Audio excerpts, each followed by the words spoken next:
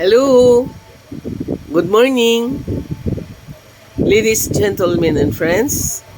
This morning, I wanna share with you one of healing foods named butternut squash. Butternut squash.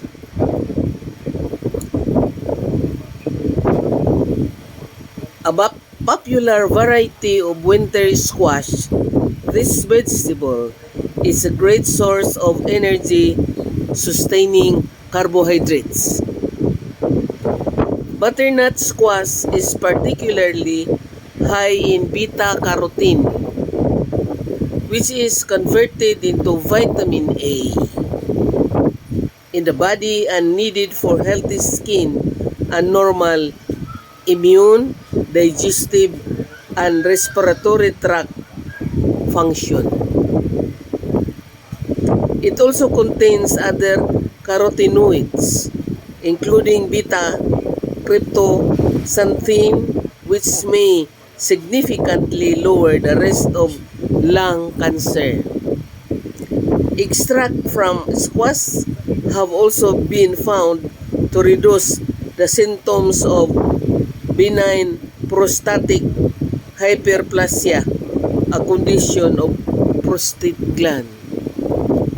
So eating butternut squash help a lot to our body, and it is full of vitamins and minerals.